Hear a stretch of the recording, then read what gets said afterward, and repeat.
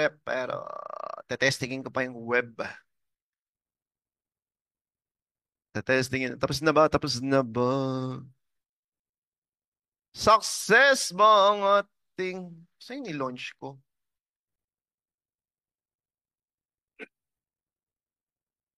Di ba ni-run ko na to? Ayan, tapos na nga. So, I can open this using 127.0.0. So, web server. Okay? Web server na siya. Ngayon, sir, paano maging web server sa internet?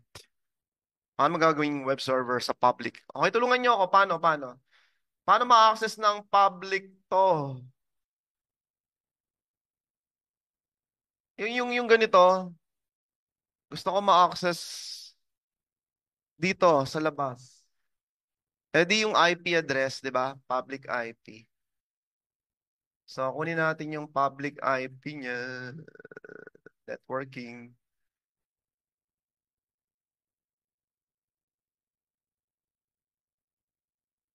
Tapos, mababrowse ko na ba to? Syempre, hindi pa. Web servers, public, di ba? Web server. Hindi. Bakit? Tulungan nyo ako. Ano kulang? Port.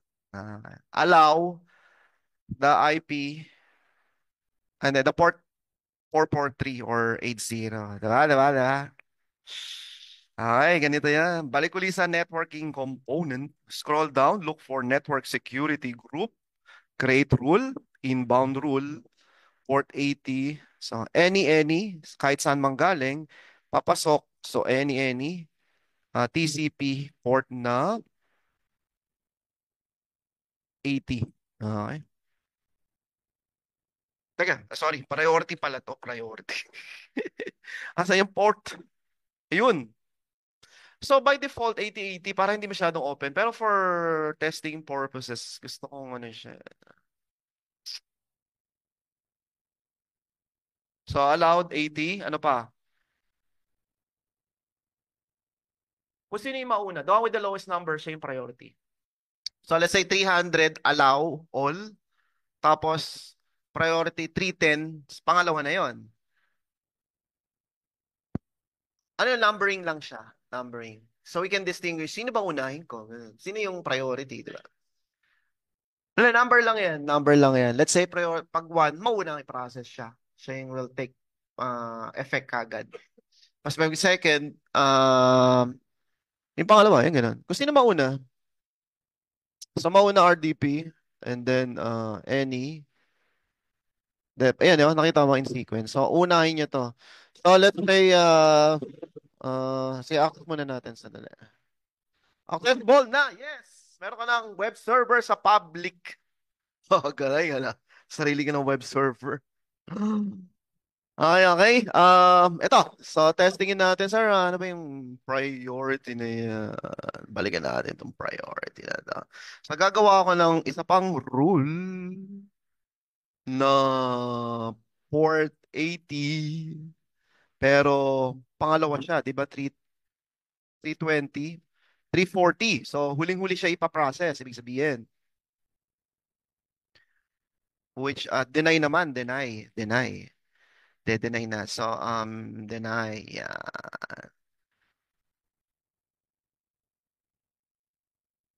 Okay, deny.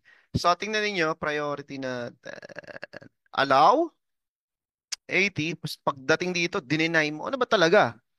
Tingnan natin sino who will win?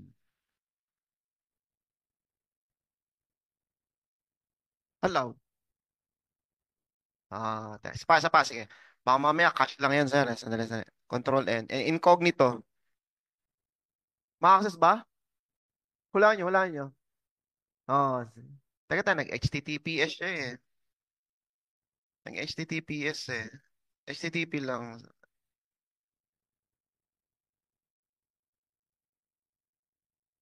Allowed. Klaro. Sa exam, ha?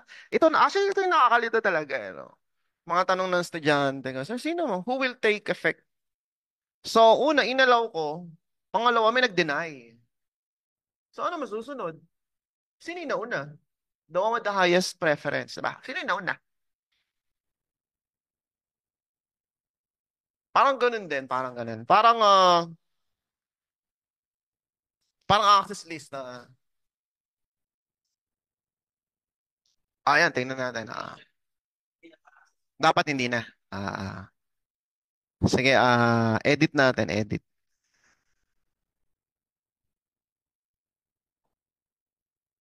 Oh, yes, the one with the highest number will win. So, 343. 350. 350. Binaba ko lang.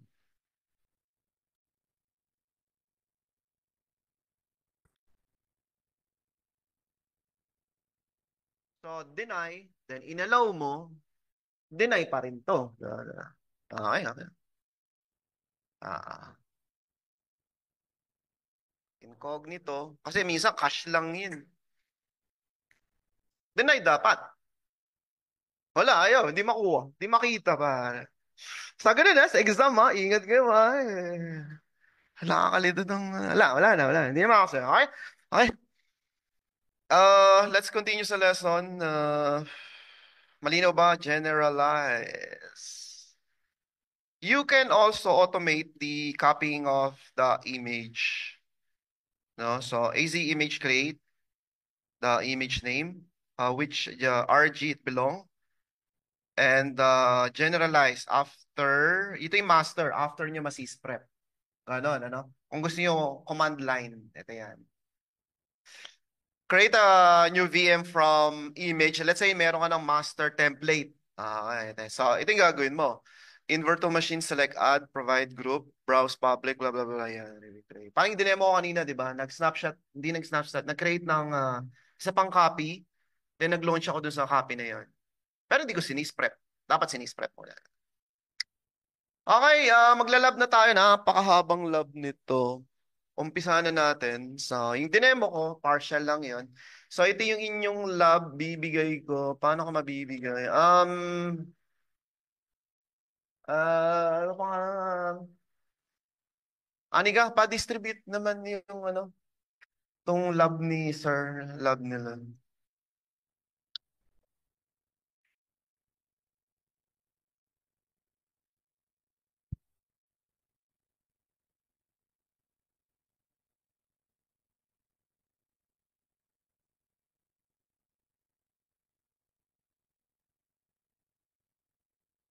Tatanggalin ko lang yung mga ano ko. Yan. So, lab by Chris. Yan. So, 1 to 10 na tayo. Hanggang dulo na tayo. Sa Zoom,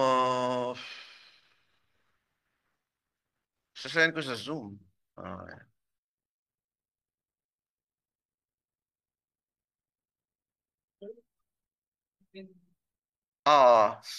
Edit ko lang, may remove lang kasi. May RAR ba kayo? RAR ko na lang. WinZip ko na lang ha. Ayan, naka-zip. So I'll be sending you the book and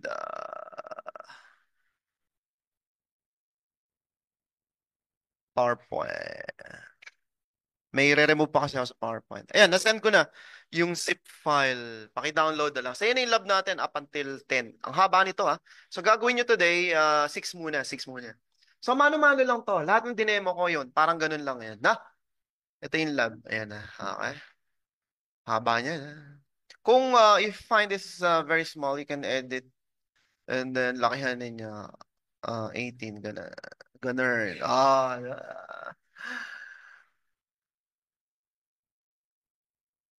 Pas. Ayan, magba-back and forth kayo niya, back and forth. Sa Azure to. So, ito na, maglalagi na tayo. Lalab na pala kayo. Isa-isa lang ha. Sino unahin ko? Si Sir na unahin. Nick pa, okay na ba? Binigyan ako. Sir, login kayo. Si Sir muna, wala mo na maglalagin iba. Sa portal, Sir. Login ID, password. Wala mo na mag-log in, stop sharing. End ko na yung record kasi credential yung bibigay ko.